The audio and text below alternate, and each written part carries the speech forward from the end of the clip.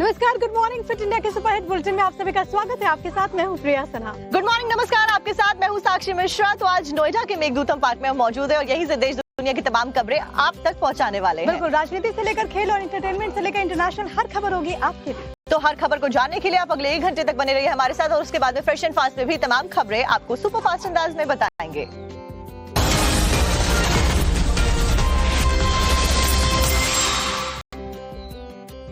तो बुलेटिन की शुरुआत बड़ी खबर के साथ करते गुजरात के गोधरा में जहां पर थाने का घेराव किया गया। दरअसल मुस्लिम समुदाय के द्वारा जमकर हंगामा किया गया, यहां तक कि पथराव भी पुलिस स्टेशन के ऊपर जमकर किया गया है। भारी बवाल को देखकर के पुलिस कर्मियों की वहां पर तैनाती कर दी गई है। बड़ा मामला सामने आया गुजरात के गोधरा से, जहां पर जमकर बवाल हुआ है।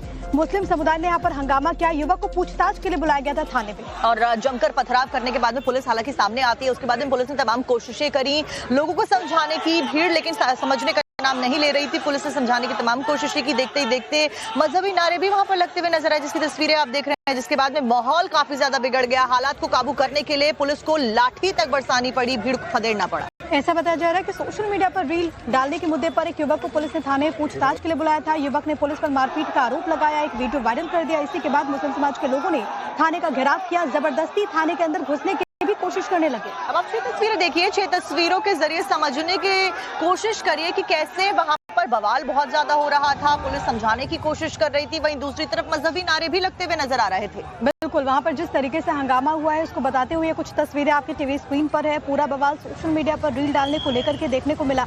उम्मादी भीड़ वहां पर थाने की तरफ घुसी चली जा रही है। थाने का घेराव करने के बाद जमकर हंगामा हुआ। इसके अलावा मजहबी नारे भी वहां पर लगाए गए।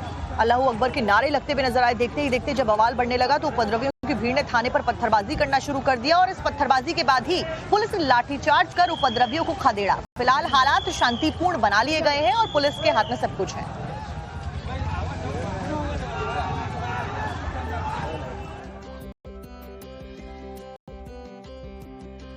वहीं बड़ी खबर है दिल्ली के रोहिणी इलाके से, जहां पर एनकाउंटर हुआ है। अभी तक जानकारी ये है कि पुलिस और बदमाशों के बीच मुठभेड़ में 3 बदमाशों को पकड़ा गया और 2 बदमाश वहीं भागने में जो कामयाबी है उनको मिलती हुई नजर आई। आपको बता दें कि पकड़े गए बदमाश जो हैं उनका गोगी गैंग के साथ में संबंध बताया जा रहा है, उसके सदस्य बताए जा रहे हैं। सोर्सेस के हवाले से बड़ी जानकारी मिली है।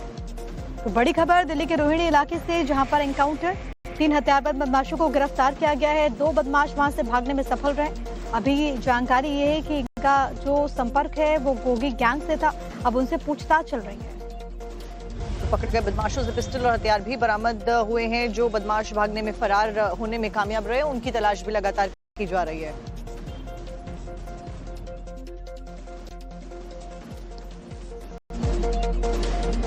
और आगे बढ़ते हुए अगली खबर आपको बिहार से बताते हैं, जहां पर लालू परिवार के बीच में सियासी संग्राम छिड़ता हुआ नजर आ रहा है। दरअसल बेटी रोहिणी आचार्य के द्वारा एक वीडियो पोस्ट किया गया था और उसी के ऊपर फिलहाल अलग अलग तरीके की जो बयानबाजी है उसका सिलसिला शुरू हो गया है। बिल्कुल, रोहिणी आचार्य लालू यादव की वही बेटी है जिन्होंने किडनी डोनेट किया था। बहुत ज्यादा वो सुर्खियों में भी रहती है, काफी मुखर भी रहती है। अब उन्होंने सवाल उठाए। उन्होंने कहा कि मैंने बेटी का भी फर्ज निभाया है, मैंने बहन का भी धर्म निभाया है, लेकिन सबसे बड़ी बात है कि वो कहती है कि मुझे पद की कोई लालसा नहीं है। आपको एक रिपोर्ट दिखा। लालू परिवार में विवाद गहराता जा रहा है और सियासी संग्राम खुलकर बाहर आता जा रहा है।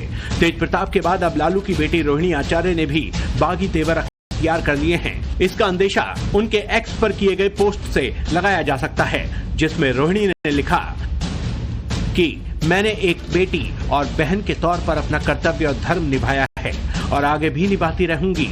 मुझे किसी पद की लालसा नहीं है, न मेरी कोई राजनीतिक महत्वाकांक्षा है। मेरे लिए मेरा आत्मसम्मान सर्वोपरि है।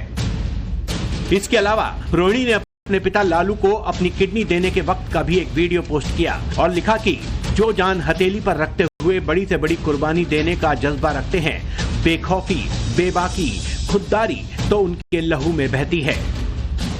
रोहिणी के पोस्ट से विपक्ष को अब लालू परिवार पर तंज कसने का मौका मिल गया है। जेडीयू नेता नीरज कुमार ने लालू परिवार से सवाल पूछे हैं। बेटी ने किडनी देकर अपने पिता के प्राण रक्षा की गुहार की। उसे अपने भाई के राजनीतिक वजूद पर खतरा नजर आया। भाई बहन का पवित्र संबंध होता है। बहन ने अपनी आंतरिक पीड़ा व्यक्त की। गेंद लालू जी आपके पाले में है कि क्या वह बिटिया जिसने किडनी दान करके आपकी प्राण रक्षा की, अपने भाई के राजनीतिक जीवन रक्षा के लिए वह परेशान है। क्या न्याय की गुहार वह लगा रही है? क्या न्याय की गुहार में आप पारिवारिक न्यायाधीश हैं?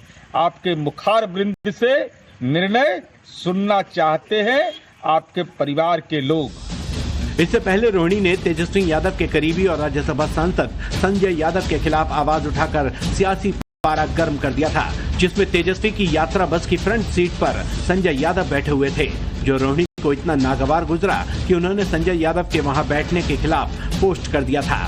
फिलहाल बड़ा सवाल ये है, क्या विधानसभा चुनाव से पहले लालू यादव परिवार की ये कलह आरजेडी को कोई राजनीतिक झटका तो नहीं देगी?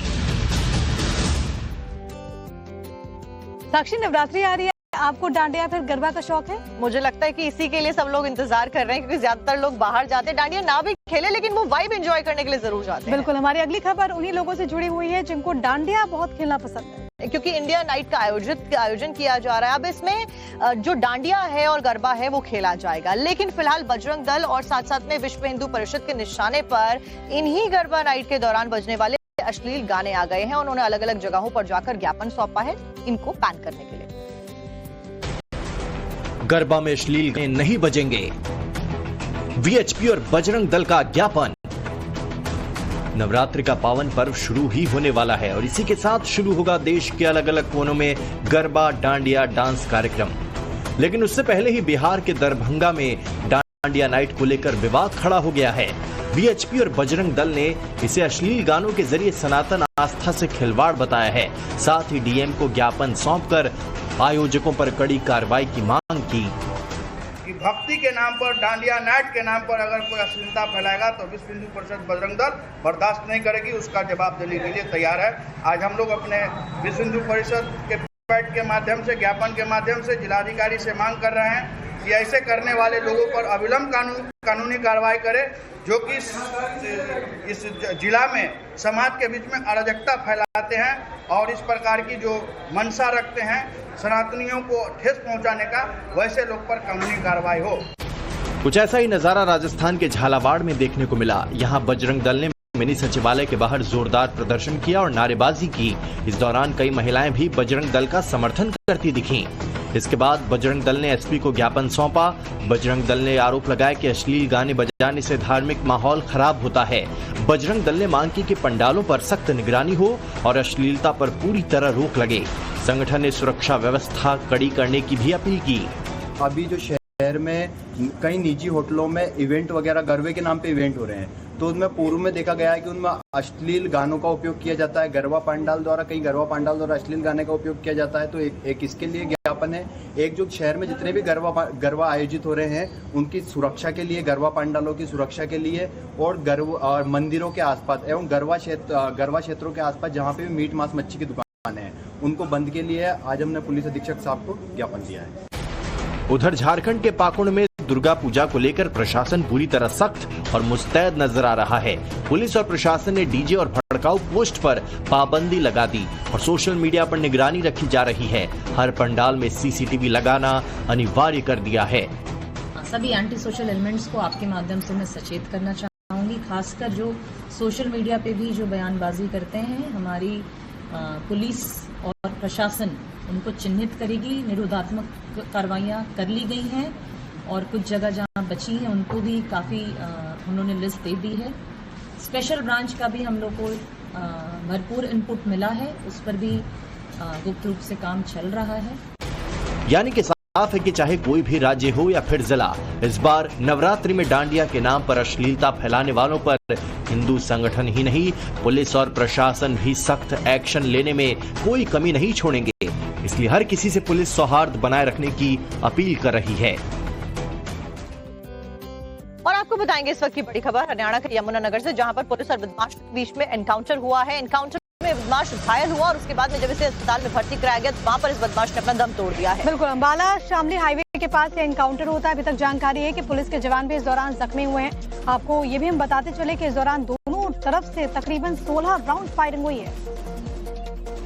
तो पुलिस की टीम को देखकर रजत नाम का ये आरोपी भागने लगा। फायरिंग शुरू कर दी गई। पुलिस ने जवाबी कार्रवाई में फायरिंग की। दोनों ओर से करीबन 16 राउंड गोलियां चली है। बदमाश रजत को 5 गोलियां लगी। एक गोली CIA दो प्रभारी राकेश के दाएं पैर में भी लगी है, हाथ में लगी है। रजत को पुलिस टीम यमुनानगर के ट्रॉमा सेंटर लेकर पहुंची, जहां पर डॉक्टर्स ने उसे मृत घोषित कर दिया।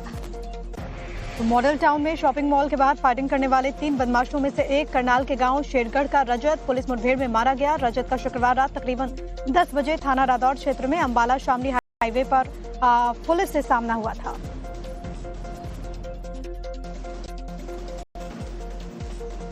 अब बात प्रधानमंत्री नरेंद्र मोदी की। गुजरात के दौरे पर प्रधानमंत्री रहेंगे। भावनगर में भव्य कार्यक्रम होने वाला है। जानकारी ये है कि समुद्र से समृद्धि कार्यक्रम की पीएम करने वाले हैं अध्यक्षता। तो 66,000 करोड़ से ज्यादा की बड़ी सौगात आज गुजरात वासियों को मिलने वाली है। प्रधानमंत्री नरेंद्र मोदी की मौजूदगी रहेगी। आपको ये भी बता दें कि एक बड़ा भव्य रोड शो आयोजित किया गया है, जहां पर प्रधानमंत्री मौजूद रहने वाले हैं, जिसमें 30,000 से ज्यादा लोगों के पहुंचने की जो संभावना है, उम्मीद है, वो जताई जा रही है। बिल्कुल, अपने गृह राज्य के दौरे पर प्रधानमंत्री नरेंद्र मोदी बड़ी सौगात देंगे। आपको एक रिपोर्ट दिखाते हैं। पीएम मोदी का गुजरात दौरा, 34,200 करोड़ की सौगात देंगे। पीएम मोदी आज गुजरात दौरे पर जा रहे हैं। पीएम मोदी के दौरे की शुरुआत भावनगर से होगी, जहां पीएम मोदी सबसे पहले एक रोड का आयोजन करेंगे। पीएम मोदी सुबह करीब 10 बजे भावनगर में 1.5 किलोमीटर लंबे भव्य रोड शो में शामिल होंगे, जिसमें 30,000 से अधिक लोगों के जुड़ने की संभावना है। इसके बाद पीएम मोदी समुद्र से समृद्धि कार्यक्रम की अध्यक्षता करेंगे।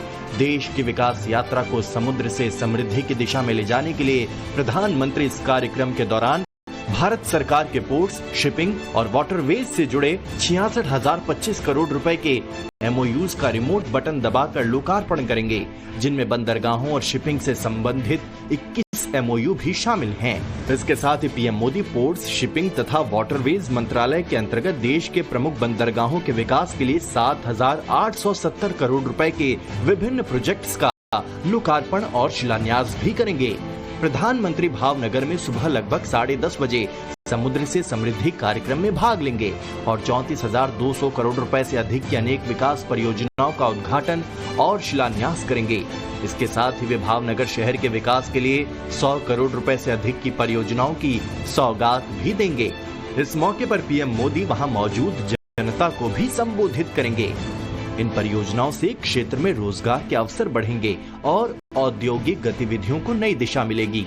दोपहर 1 बजे के बाद PM Modi NMHC national marine heritage complex परिसर में अब तक पूरे हो चुके कार्यों का निरीक्षण करेंगे और अधिकारियों के साथ समीक्षा बैठक करेंगे।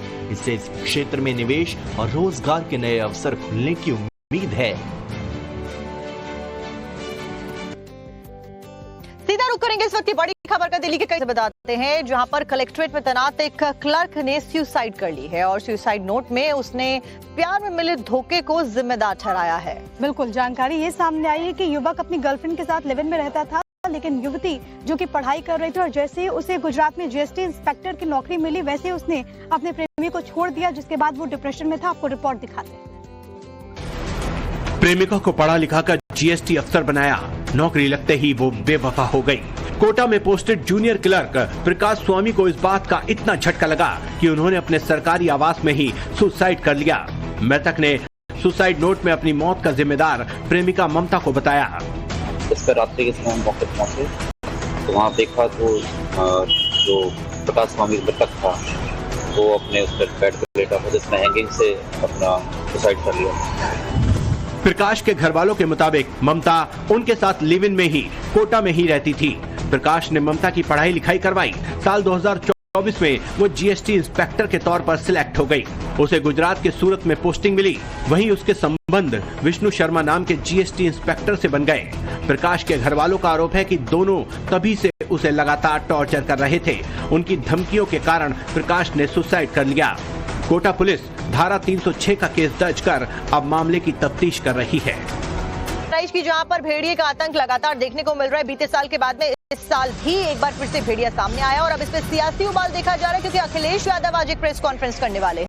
बिल्कुल, आदमखोर भेड़िए का आतंक इस वक्त बहराइच में देखने को मिल रहा है और बीते 10 दिनों की अगर बात करें तो बहराइच में इस खूंखार आदमखोर भेड़िए को लेकर के लोगों में एक दहशत का माहौल भी है। 2 बच्चों की मौत हो चुकी है, 3 लोग जख्मी बताए जा रहे हैं। वन विभाग को अभी तक इस भेड़िए को पकड़ने में कोई सफलता ऐसा हासिल नहीं हुई और यही कारण है कि जो ग्रामीण है वो दहशत में जी रहे हैं। उनका हाल बेहाल है। अगर वो बाहर निकलते हैं, खास करके रात के समय निकलते हैं, तो झुंड बनाकर निकलते हैं, लाठी डंडे हाथ में लेकर निकलते हैं और यही कारण है कि लोग बहुत ज्यादा परेशान है। अखिलेश यादव आज प्रेस कॉन्फ्रेंस करेंगे। एक रिपोर्ट आप आपको हमारे सहयोगी मनीष की दिखाते हैं।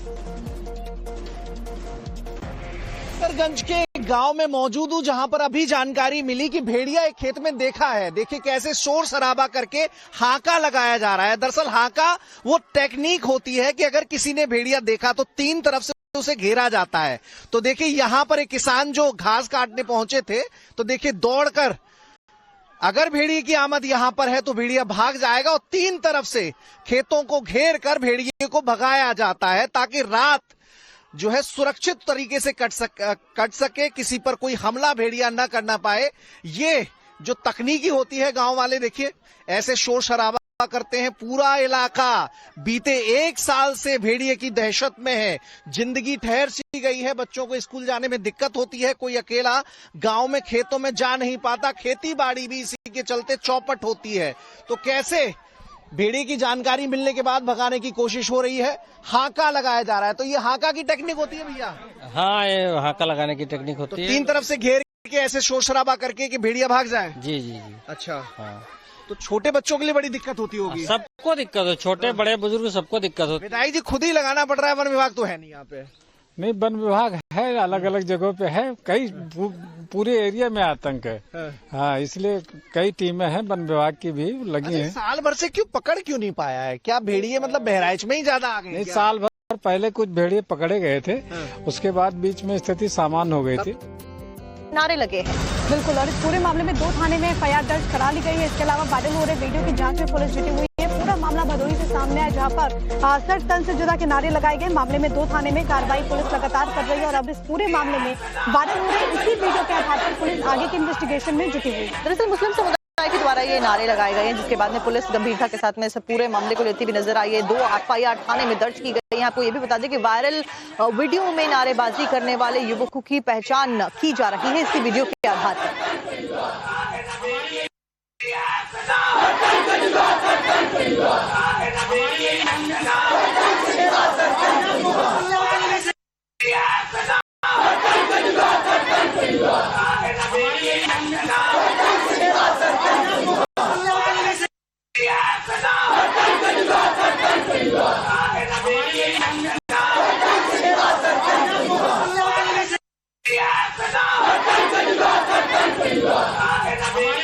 युवकों के समूह ने जो प्रकरण कानपुर में हुआ था उसके विरोध प्रदर्शन में नारेबाजी करी है। दोनों ही थानों में, थाना भदोही और थाना औराई में, जहां की ये वीडियो सामने आई है, दोनों ही थानों में इसमें अभियोग पंजीकृत कर अग्रिम कार्रवाई की जा रही है और कुछ लोगों को हिरासत में भी ले लिया गया है। प्रदेश के ग्वालियर के, जहां पर 2 दुकानदार